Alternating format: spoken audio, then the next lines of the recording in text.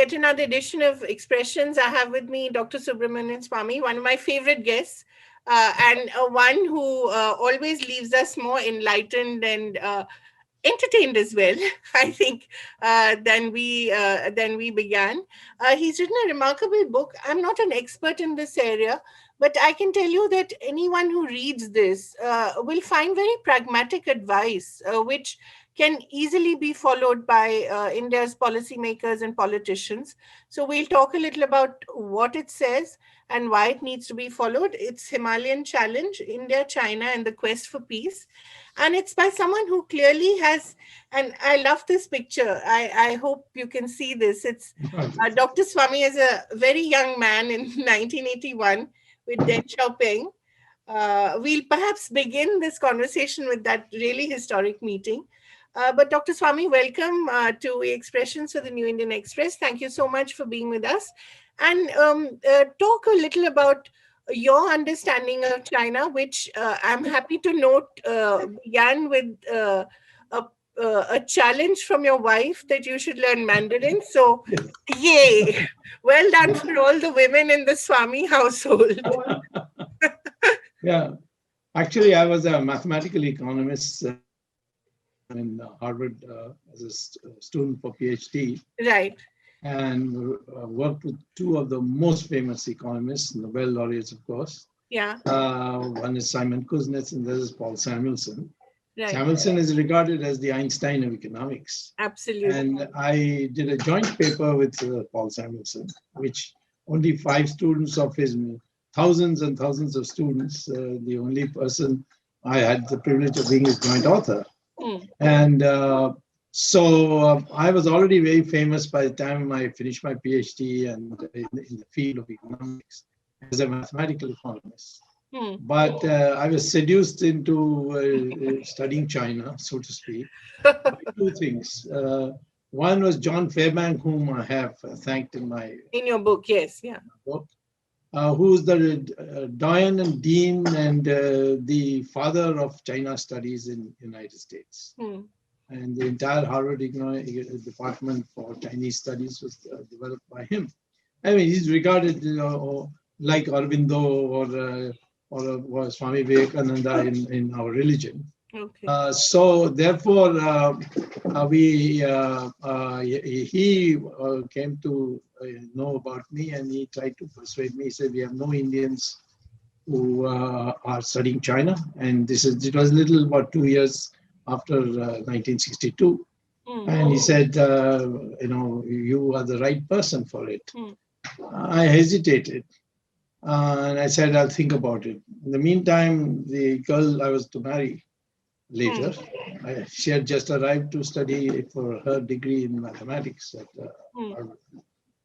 And so we went for a walk once on the famous Charles River. And there she said to me that, Chinese is a very hard language. I don't think you can learn it. Right. Out of the blue. So I didn't like that. And I don't like challenges anyway. So I went to class and became a star student. And I learned very fast. I learned Chinese. Right. And the Chinese know that their language is very, very difficult. Right. So I think in one of your programs, I recited the Chinese proverb. Yeah. Yang pupa, ti pupa, jopa, yang weitze hoisho, jonggoha. Which means don't fear the devil, don't fear the gods, but do fear the foreigner who can speak Chinese. So that's how it started. Right. That's how it started. And then, of course, I did a very path-breaking work on the economy of China. Right. Because knowing Chinese, I was able to go to the original sources. Yeah. And found the growth rate, as Mr. Amartya Sen and all were propagating 10% per year. India was only 3.5%. Right. I found that all these statistics was not compiled according to the UN standards for the GDP. So I applied the UN standards of GDP to both India and China, and I found that the growth rates were the same. Right. So between 1950 and 1980, the Chinese and the Indian growth rate was about the same. Right. Which was a blast for me in the field of economics, particularly with the leftist hold. Right. And I was ostracized and so on. But although my book was published because of Professor Simon Kuznets' stature in the University of Chicago Press, Right. Harvard University Press declined to publish it because they said, this conclusion we find very hard to believe. Right. And ultimately that prevailed because Deng Xiaoping needed my book to be able to get into the World Bank and the IMF and get Right. concessional loans on par with India, only if their per Right. capita incomes were the same. And my book came, that's how Right. it became famous. And to thank Right. me, chopping it right. So this is the background in how I got into China. Right. In 1977, Morarji Desai was prime minister, was Right. very fond of me. Right. And he was particularly fond because he asked me to be a minister of state for finance in Yeah. his government. And I said, no, give me Oh. cabinet or nothing. Right. And he said, you're too young. I said, well, you're too old. So the average is okay. But he admired me for turning down a ministership at that Right. stage. I was about 35, 36. Right. So, but one day he told me, you're an expert on China. Can you tell me why these people don't want to talk to us even about the area they have grabbed from us? Right. So I said, you win their confidence. He said, what's the way to win the confidence? I said, you do something when they're down, they'll remember you forever. Right. And he says, what is it that I can do? I said, right now they're having problems with the Soviet Union. Yeah. And this is before it broke up into several countries. Right. Soviet Union, and Soviet Union is about to attack China on a property which the Russians claim is an island on a river on the borders of Siberia. And the Chinese claim it as their ancestral property. And say about to go to war, and the Russians are hoping that due to the agreement signed between Indira Gandhi and the Soviet leaders called the Indo-Soviet Treaty. Whenever either country is in trouble, the other country will allow its territory to be used for military purposes. Right. So the Russians wanted to come into India and then take their troops up to Tibet, from the belly, so to speak, where China was extremely vulnerable. So I told Modi, I told Morarji that you please inform them that you will not allow the Soviets, because the Indo-Soviet Treaty is Indira Gandhi's treaty, is not our treaty. So he said, you go and tell them. So I said, give me a letter, which he did. And the first politician to visit after 1962 on an official visit was myself. Right. And I was received by the top leaders. Deng Xiaoping meeting was later. Yeah, 81. 81. And that was for a different purpose also. So there I informed them, they were so pleased to hear that Deng Xiaoping wanted to convey to me through his other senior ministers, one of the senior ministers, that he wanted to come to India immediately. Could I get an invitation, that sort of thing, in a very indirect language, which the Chinese always use. So I said that may not be possible. I asked Morarji when I'm coming back, and he said, no, it's too much change and too fast. It will not happen. So he came immediately, Deng Xiaoping, to Kathmandu, and there he held a press conference and said, there's a new government in India which is different from the Indira Gandhi government, and we are ready to talk to them about the disputed land between the two of us. That's how the thaw began. Right. In 1981, Deng Xiaoping invited me to meet him. And I wanted to meet him because I wanted Kailash Mansarovar to be opened for pilgrims from India, which everybody said the Communist government will never agree. Yeah, but they did. But, and I went there, and he said, yes, but on condition, you will go first. I said, why? He said, because I want you to suffer. How much problems we have had to clean up the place and make a road and so on. You see, I want you to see. And so I became the first thing. He also put a condition which I have not, think, put in the book, if I recall correctly, that he said only Hindus will be allowed. I don't want any tourists, Right. some Christians and Muslims coming Right. and taking photos. Right. People who have reverence Right. for a communist to say about To say reverence. that, that's really interesting, huh? So Yeah. I wasn't sure that Mrs. Gandhi would agree. She had come to power by then. Right. When I came back, I told Mrs. Gandhi that this is a condition. And she said, she was silent for about maybe 30 seconds, 40 seconds. Then he said, you will not tell anyone this condition? I said, no, I won't tell anyone. Hmm. Then he said, go ahead and promise them that Okay. only Hindus will be allowed to go. Right. Because she didn't want to be seen as That's right. Her yeah, secular credentials. secular. But she was a practicing Hindu. She was a very Oh, proud Pakka Hindu. Hindu. Yeah, she was Pakka Hindu. No question about it. Absolutely. She had Rudraksh Mala all the time. Absolutely. And I think after Sanjay Gandhi's death, she became even more Yeah, spiritual. much more. Yeah. And I also, after all the hostility of the previous 10 years, Yeah. I became a good friend towards the end because Right. of Rajiv Gandhi. He Right. removed road. Rajiv Gandhi took to liking to me. He was sitting next to me in Lok Sabha. Huh. And they will just go on asking me this question, that question. He didn't know anything, including Article 370. And I convinced him it's a bad thing. I said, get up and speak against it. So he said, oh, no, I will not speak against it because, I think, then I explained to him. He said, okay, I'll speak against it, but I'll tell my mommy first. Right. So therefore, he asked his mother, and next day he came and said, my mother said, don't get it. Yeah. He was going to speak in favor. But he opened the Ram Temple Mandir. Yeah, but of course, there's so many questions about it, Dr. Swamy. He tended to say that it was done by Arun Nehru and not him, and he was not aware. Do you believe that? I mean, about the Opening of the locks. Bofors thing, Bofors. Opening of the locks in the Ram Mandir. No, Arun Nehru had nothing. Nothing to do with it. Absolutely. It's very much his decision. He was for it. Yeah. But the excuse he gave to his senior party colleagues is that this Muslim personal law case, no? Yeah, Banu case. Shabanu, yeah. Shabanu case. And created tremendous anti-feeling amongst the Hindus. Right. So he wanted to do something which would remove. Balance it. Yeah. So he gave, because I know Virendra, what is his name? The chief minister's name is of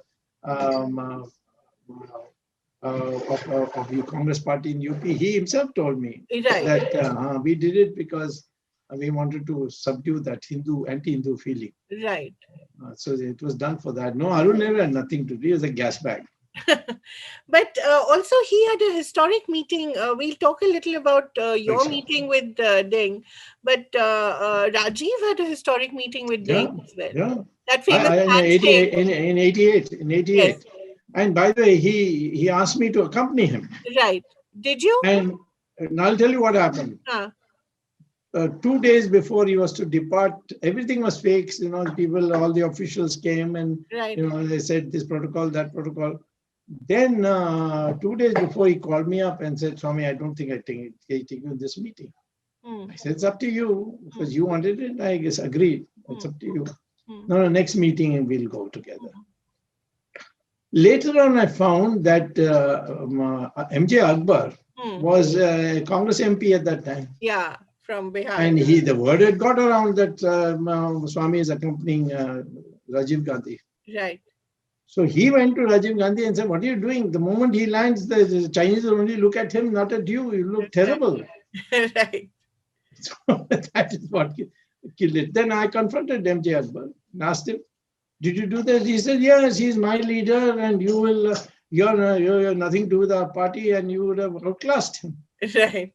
I had to do it in the interest of the party. All right. But you remain good friends with MJ, so it's okay. Yeah. Why should I take it? I know, frankly, it was a relief, to go and supposing I have to, stand behind. It's like being a Duke of Edinburgh to Queen Elizabeth. I see you've been watching The Crown. Yeah, I have been watching. Yeah, it looks like just finished. Yeah.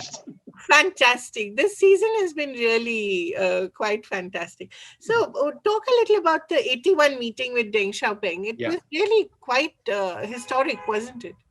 Yes, because that is the first time he said, Hmm. I will send my foreign minister to India Right. after 1962 for the first time. And we will put aside the border issue. Hmm. We'll discuss it Right. very quietly. Right. And let's collaborate on other things. Right. And that's where it's all started. Right. And of course, he told me, take Arunachal and give us Aksai Chin. I said, that can't be done like that. Yeah. By the way, Mrs. Gandhi wanted, when I was leaving, she came to know. So Narasimha Rao was foreign minister. He asked me again, will you meet Mrs. Gandhi? I said, yes. Yeah. So she told me, can you tell the Mr. Tan Xiaoping when you meet him that Assam students are in revolt and they're about to cross into China and get weapons and come. Right. Please stop them. Right. Please tell the Chinese to not allow them. Right. I said, I don't know whether I should be saying it, but since you have asked me, I'll certainly put it to him. I put it to him. I didn't include it in the book because it had to be kept secret. Right. But I can tell you, and I don't mind it becoming in public domain, but I didn't want to put in my book. So I raised this issue. So he laughed. He said, you are in the opposition Hmm. and you are pleading for Mrs. Gandhi who tried to put you all people in jail. Yeah. So I said, well, no, she's a bit changed woman and so on. He said, oh, she recognized that horrible Cambodian Heng Semerin, Right. Russian stooge and so Right. on. After that, he said, all right, we will not allow anyone to come, but we'll catch them and hand them over to your police in the border. Hmm. So I said, and then he added, do you have police at all? I found that a very insulting question. I said, why? Of course. He said, then why should they cross? If you obviously don't have good enough police. You should have your own strength to stop these people. But I'll do it. And even till today, not a single Assam rebel has managed to go to China and bring them. Okay.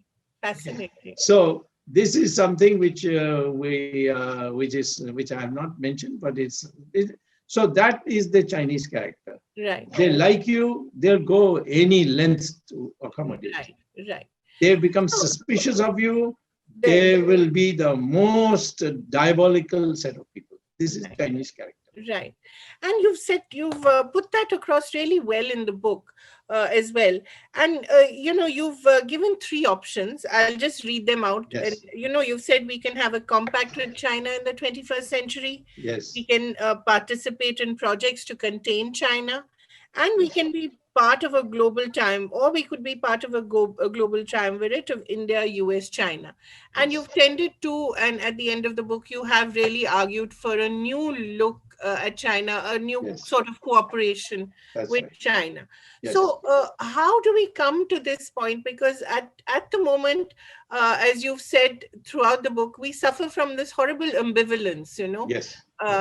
Towards China. So how do we come to this point where we can actually now cooperate with China? Well, see, today the picture is complicated by the fact that the Chinese, during the UPA rule, came across the line of actual control, which is a mutually agreed line. Right. In Narasimha Rao's period, it was decided. Right.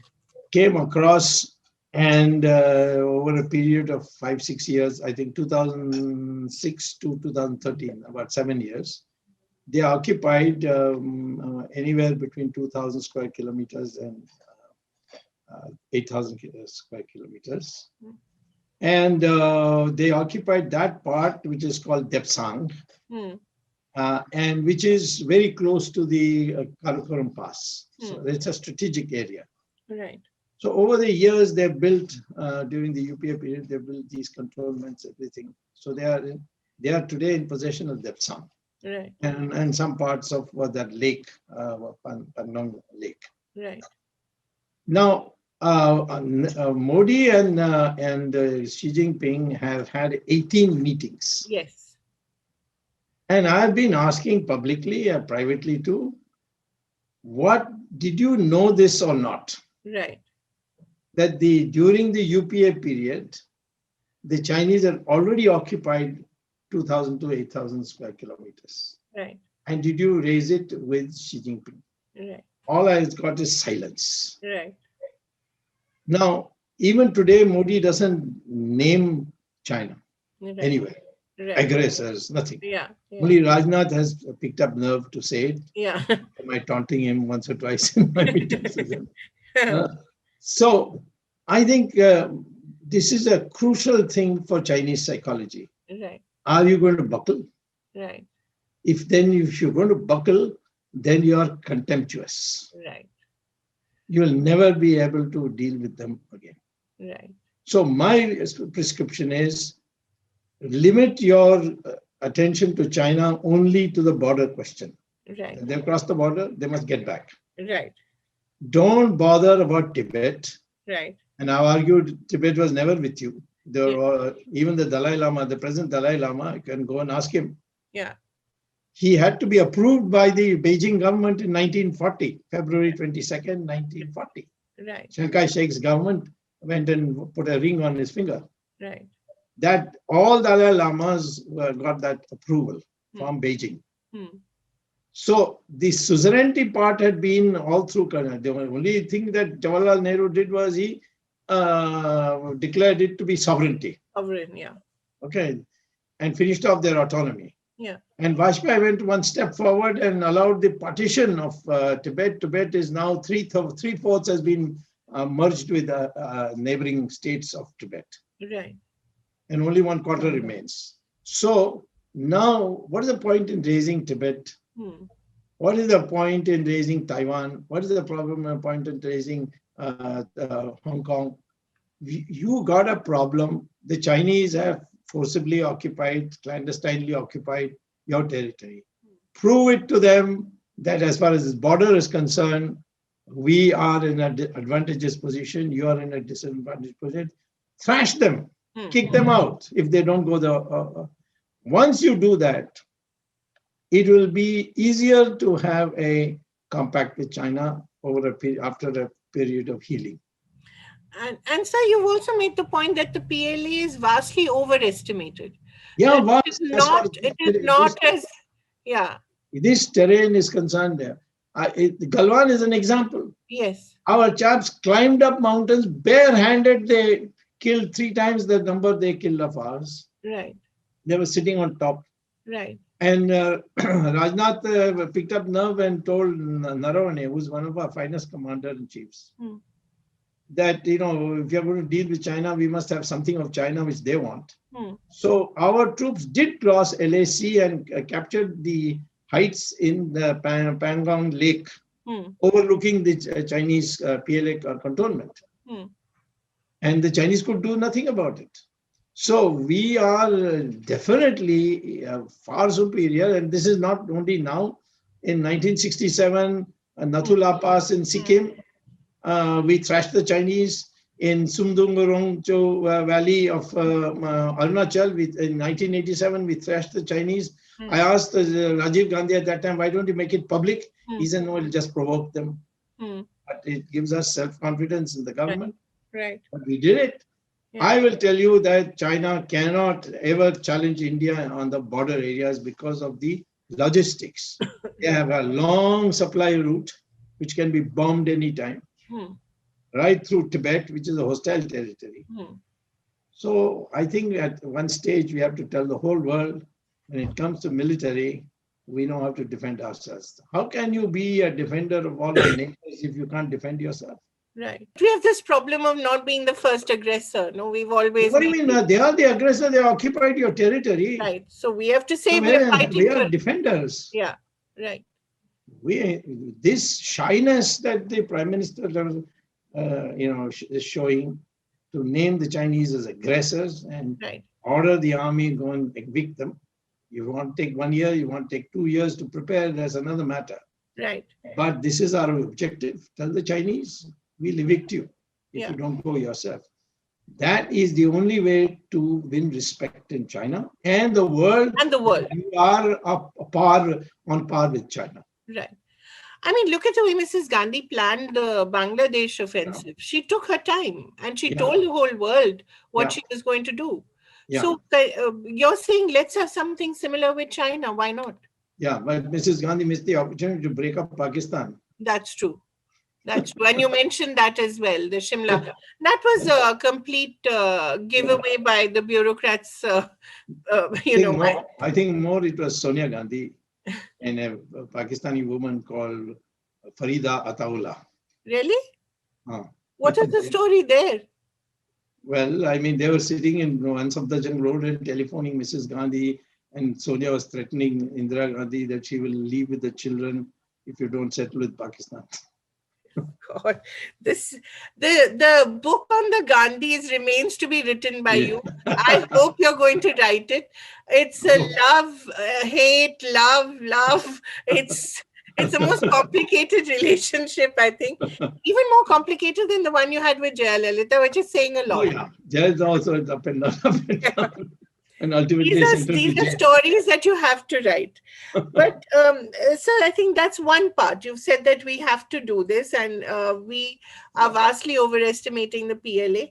We also have to get our GDP in order, because we have to look them in the eye and talk about India as a powerful economy. You can't be poor and proud. No, you have to be rich and proud. I tell you, during the 1950s, 60s, 70s. Yeah, we were at par, no? No. We were in par with China because China was following the communist model Right. of the economy. Yeah. And we were following the Soviet plans. Okay, 3.5% per year is the growth rate. At those days, I got into the bad books of Mr. Amartya Sen and all that by saying that if we have market economy, we'll grow at 10% per year, which ultimately we did it, you see, Right. when Narasimha Rao came. Now, the question is, Indian economy can grow much faster than the Chinese economy if you have the correct economic policies. Yeah. But if your prime minister doesn't know any economics, which is proved by the fact he said he will double GDP to $5 trillion in 5 years, which means a 14.4% per year growth rate. How is that possible? Not possible. Please tell me what is your calculus for saying 14.4? You are not even able to get 3%. The last time before Corona, your last quarter, you only got 3% growth rate, lower than what Jawaharlal Nehru and Indira Gandhi got. See? Right. So I think the main problem with our country is not the economic potential, but bad economic policies. Yes. Failed economic policies. Yeah. And it's all, it's all scattered, one project one day, another slogan another day. Macroeconomics is an extraordinarily complicated subject. It needs a mathematical mind to understand it. And that's why Narasimha Rao forced me to, he wanted me to join Congress. I said, I will never join Congress. Right.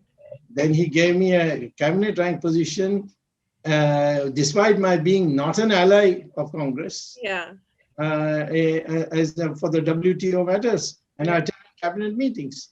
And whatever, as the Sitapati biography says, Narasimha Rao's first job after getting invited to form the government is come to my place and pick up my blueprints, which I had prepared during Shekh's period, and implement it.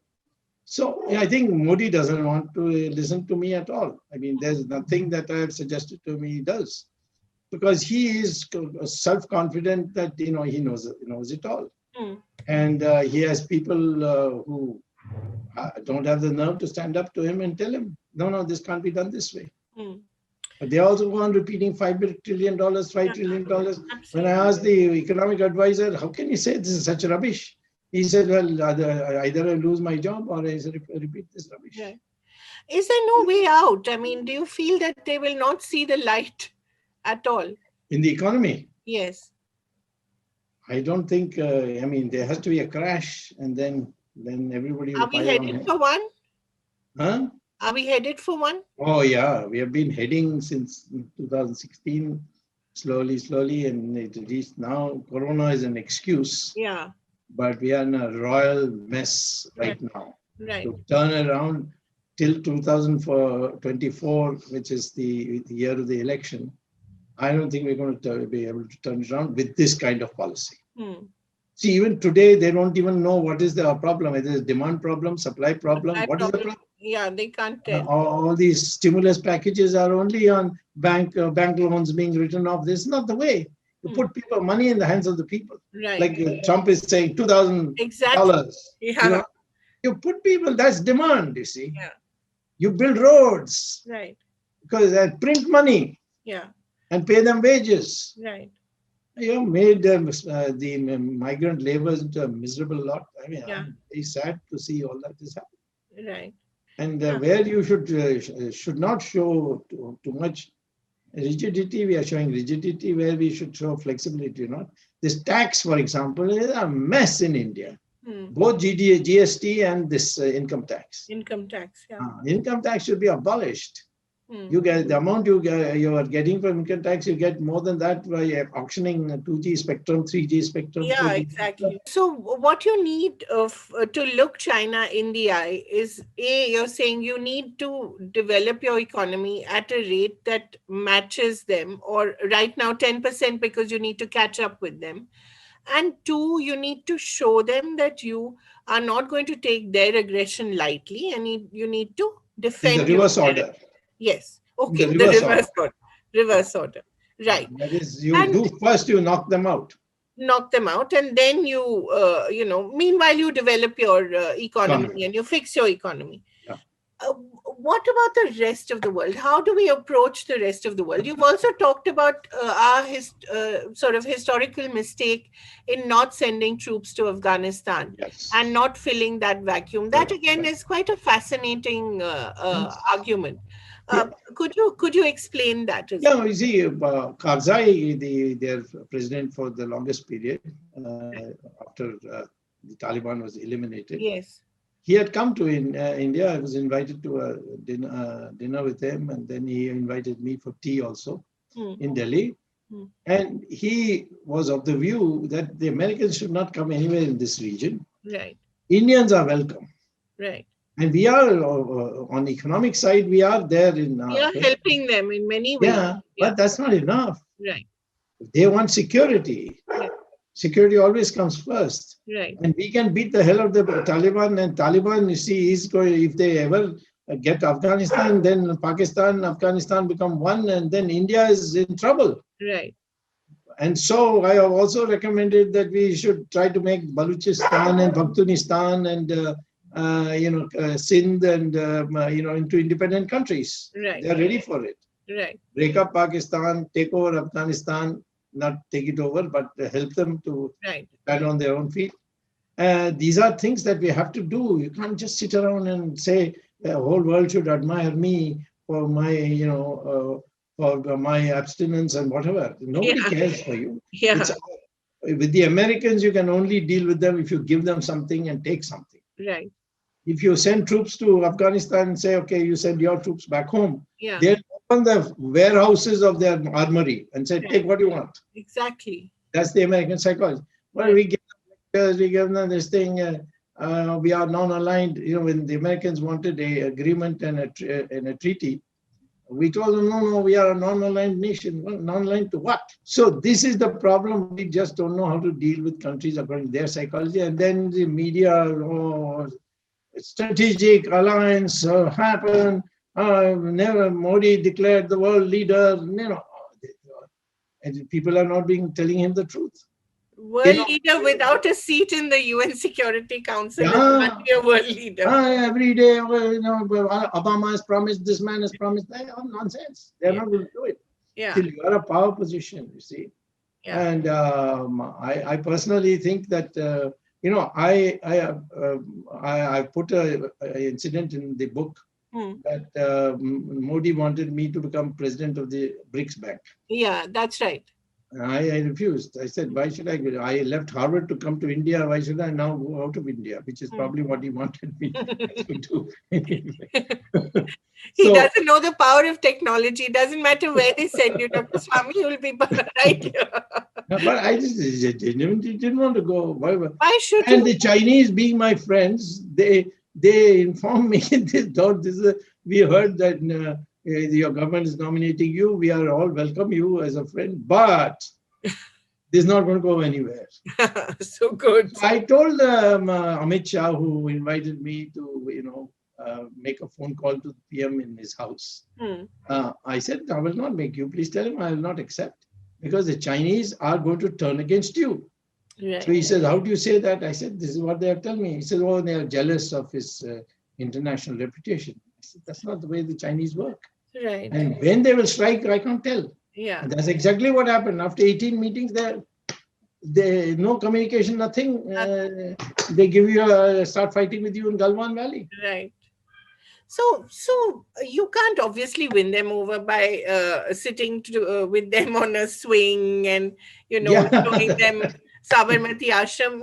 That's not the way to win them over. You have to fight their fight, right? Yeah. And they have to have confidence. Yeah. That if you are going to be a friend, you will stand with them when they are in real difficulty. Right. Which is what Moraji did in that island matter and the so if you want to be friends with them, you have to also win their trust. That's right. Two things.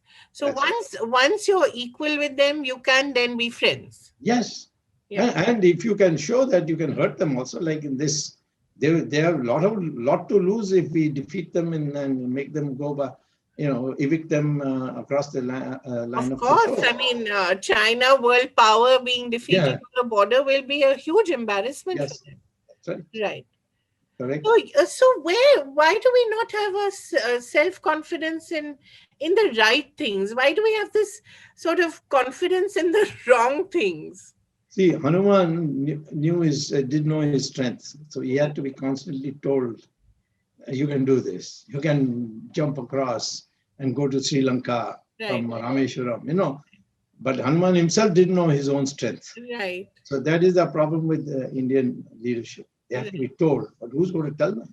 Yeah, the media will not. The media's collapsed. Yeah, and bureaucrats will obviously not want to. Bureaucrats will find out your mood first and then say exactly what you want to hear. We'll also come to Ram Setu since you mentioned Hanuman, but we'll just come to that a little later. Yeah. But just on, going back to our relations with let's discuss the US, then Russia, and then Israel. Israel is somewhere, I think at least we've done something that's a little right. At least now we acknowledge that we are friends with them, which we should have. That was done by Narasimha Rao. Yes, I'm talking about over a period of time. Yeah. So let's talk about these three relationships and perhaps US post Trump. Yeah.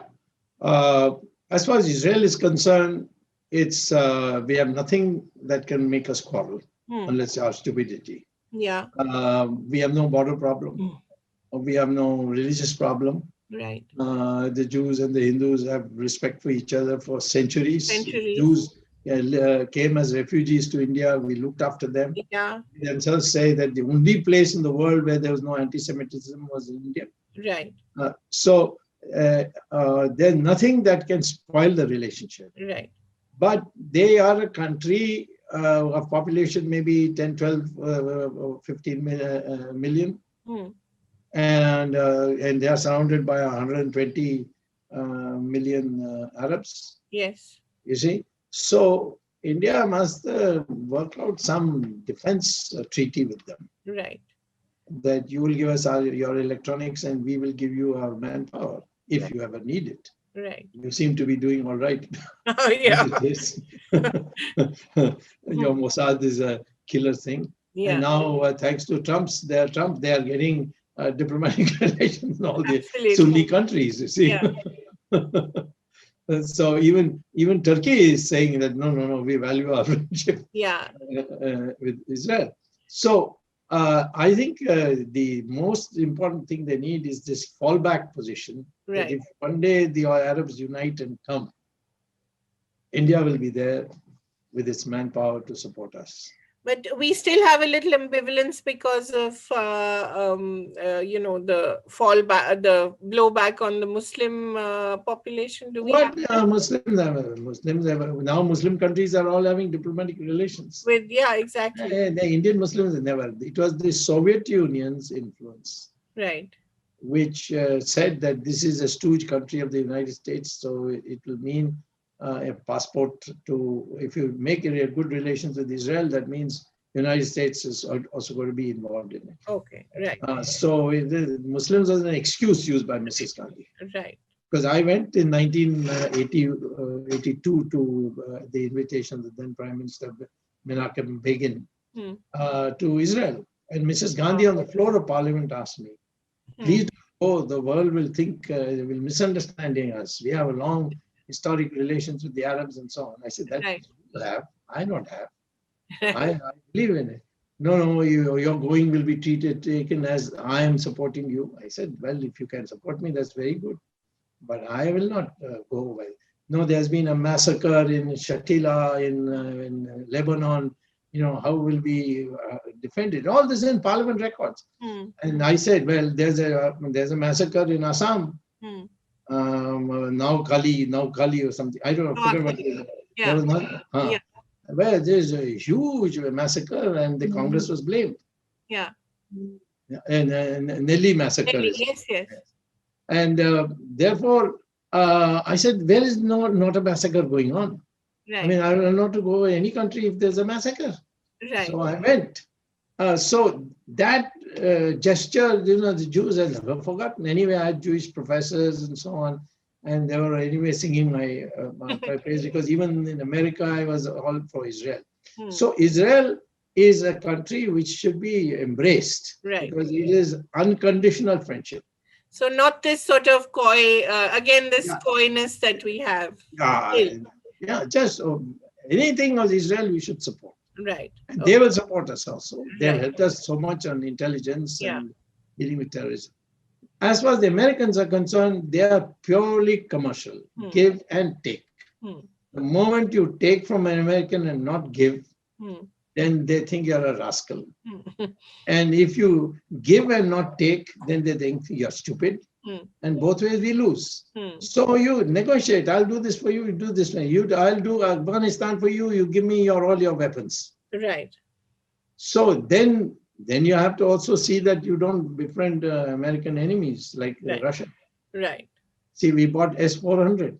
Right. The Americans have decided they'll never give you anything, because S-400 is produced with Chinese electronics. And if the Americans give you their advanced weapons, then the Russians and the Chinese will come and duplicate it. Right. So they've written you off. They haven't delivered anything of worthwhile since 2018. Right. So Americans, you see, if you want the Americans on your side, you pick up those issues which the Americans are now fed up with and fill the gap. Right. And they will assist you. Right. And they are very practical people. When they make friends on a give and take basis, they are very good friends. Right. They'll go the extra mile. You're not a great fan of Russia. Russia is a stooge country. I never was, because Soviet Union is still in my mind. They targeted me. They ensured that I was declared a CIA agent, and I was deprived of my professorship by Mr. Amates. And after inviting me to come and join Delhi University, upon arrival, he says, no, your ideology is not right. He said, but you have written me a letter inviting me to join. And then in IIT, I became a professor thanks to Manmohan Singh, who was the chairman of the selection committee. And within 1 year, Mrs. Gandhi and all these leftist types, Nurul Hassan and all, they got me removed dismissed from IIT. But you won that case, so it's... I won that case and got my back salary. Well done. But you say that Russia is not a trusted friend, not a friend to be trusted. Russia is nobody today. It's a stooge of the Chinese. It's a junior partner. To use a more polite language, they're a junior partner of China. The world only has 3 countries. 2, one is potential, that is us. But the other 2 is America and China. Right.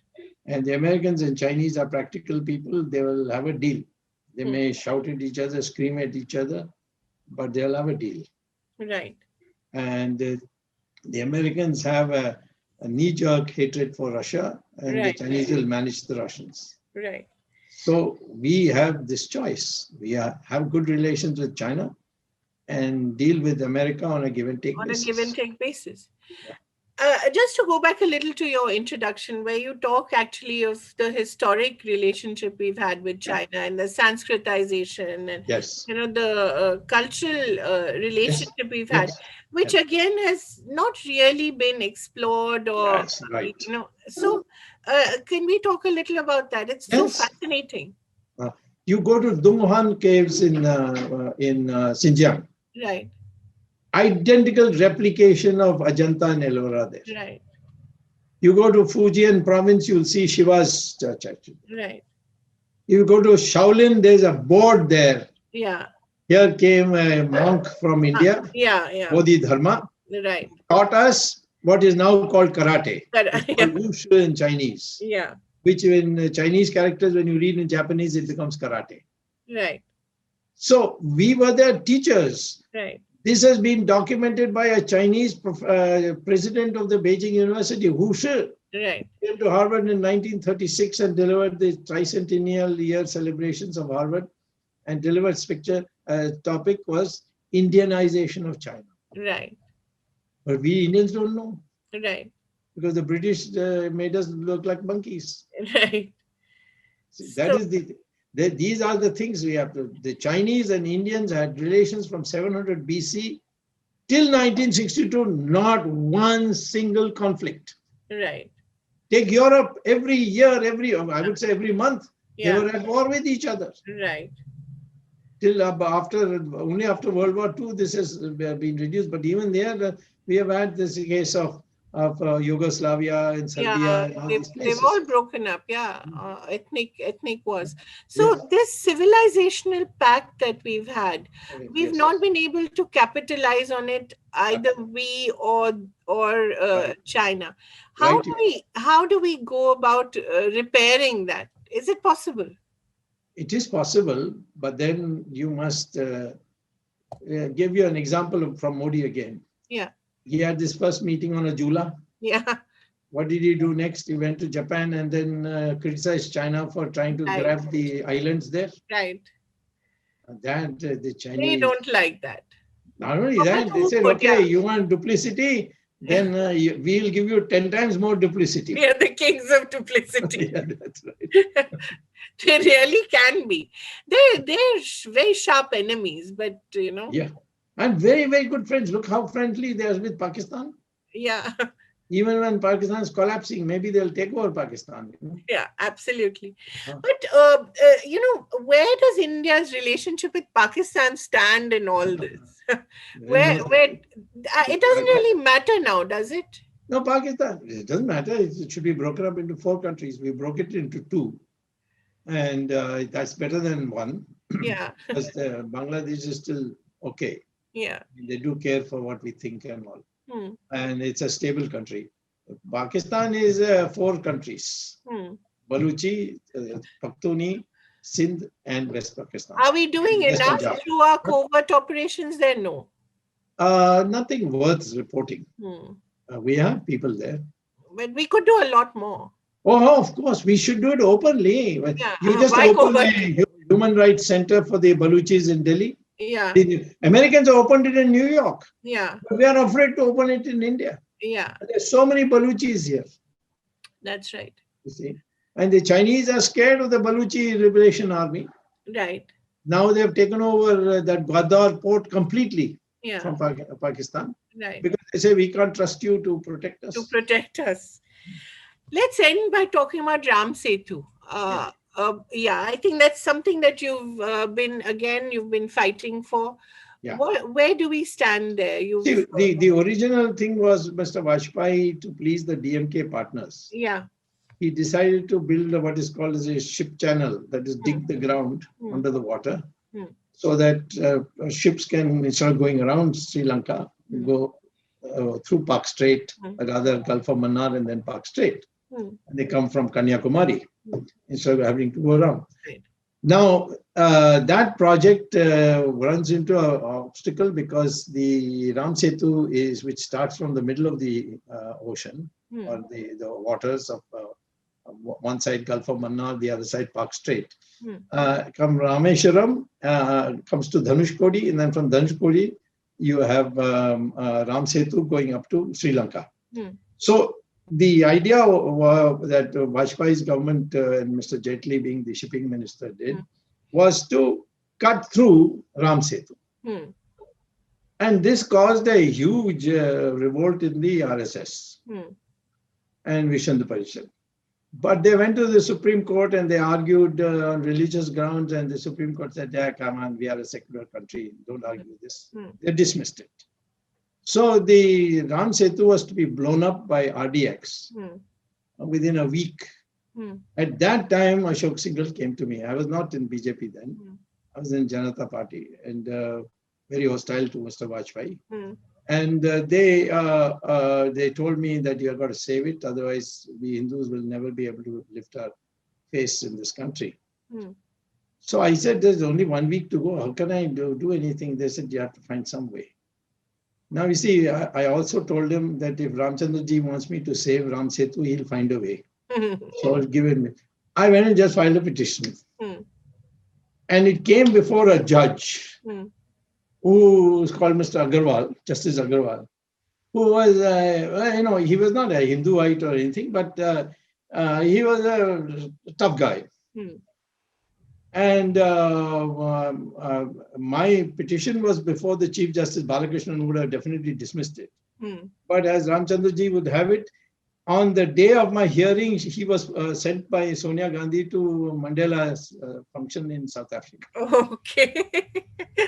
So Sonia Gandhi inadvertently helped you. Yeah.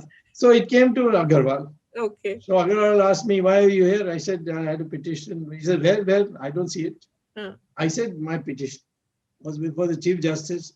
He's suddenly gone to South Africa. Now they're all saying there's no Chief Justice. I said, I thought you were the Chief Justice automatically. He said, yes, of course I am Chief Justice. Who told you? Then I said, but my petition is before him, and the Chief Justice has put it that it can await my return. Right. He said, what do you mean? I'll have a look. If you're right, then I will hear you. Otherwise, I'm going to fine you. Right. So he called the registrar confirmed. So then he said, okay, what's your point? I said, they are about to break the Ram Setu. Right. My petition will become infructuous. There will be no Ram Setu to protect. So he asked that Subramanian, who was later on our Solicitor General. Yeah. And he asked him, what have you to say? He said, I know nothing. I saw Swamy coming running to court, so I also came running here. And I need protection. He said, but are you going to blow it up? So he said, I don't know. I'll report at 2 o'clock. Right. So at 2 o'clock he came back. Now, poor Subramaniam, he had this problem. The official said, we have decided to disrupt it. And if you say that we have decided, then the Swamy will get a stay order. Right. If you say no and Swamy produces a copy of the file, then we are all in contempt. Yeah. So he came and started him, ha, ha, he, ha. And Agarwal got angry. He said, stay granted. Oh, great. He asked Subramanian twice, are you going to blow it up or not? We are looking at the overall picture, and development is very important, and so is religion very important, and all that. We'll take an appropriate decision at the appropriate time. He said, I want to hear only one question: are you going to blow it up? And he wouldn't answer that because he would get into trouble. So therefore, I won it. And so, Ashok Singhal and Sudarshan-ji, RSS chief, they're all in raptures. I did nothing. It was only Ramchandraji. So you have argued that it be granted archaeological. No. Yes. You see, then I argued then there was a hearing for 3 years. Yes. In which I argued that this, I didn't argue on religious grounds. That's very interesting, because on Ram Janmabhoomi you cited religion. Yes, it was. That's quite fascinating. Yeah. Here I couldn't, because the Supreme Court had already rejected a petition on religious grounds. Right. Right. So I can't raise the same thing again. Right. So I argued that, you see, the idea is that you don't have to go around Sri Lanka. I'll show you another way you can go without going around Sri Lanka. That is, put a railway line from Kanyakumari to Chennai. Right.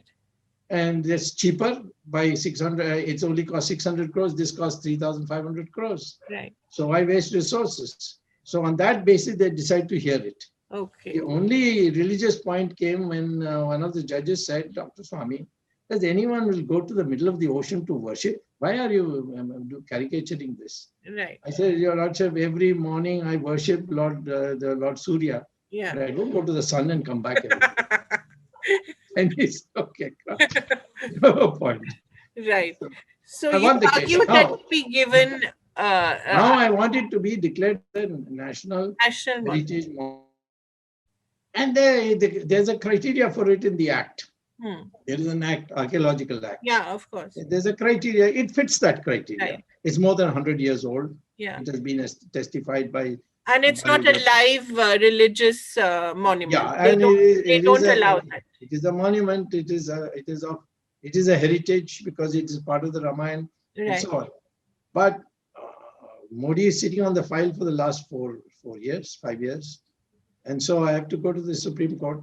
The Supreme Court, before the corona, told me, come after 3 months, we'll hear you. Right now, our agenda is too heavy, so we won't be able to give you time. But then the corona came. So now I've again asked to be taken online. And I'll win it. But I just don't understand this obstinacy of Modi. He just won't do it. The cultural minister has recommended. Right. What do you think is stopping Mr. Modi? He thinks I'll get the credit. It's all right. You've got the credit for the, no matter who conducts the Bhumi Pujan, we all know about Ram Janma. Yeah, same thing. Ram Mandir. Amit Shah himself told me, you get out of this case. Right. I said, why? He said, you're BJP. I said, so what? It is I who brought the hearing. Otherwise, 7 years, there was no hearing. Right. I brought in this fundamental right, faith and all that. Right. And that's how we are going to win the case. Right. But they didn't want me at all after they saw that I was going to win the case. So anyway, we won the case, and but he wouldn't invite me for the. That's all right. We can do without that. Dr. Swamy, thank you so much as always for telling us so much about what goes on behind the scenes, and really how policy is made, and how sometimes just simple petty jealousies can ruin a nation's future. It's quite sad. But I recommend to all that they read Himalayan Challenge, India, China, and the Quest for Peace. It's quite a remarkable book, a slim book, but a remarkable book on really how to deal with our most fearsome neighbor. Thank you so much, Dr. Swamy, as always. Pleasure talking to you.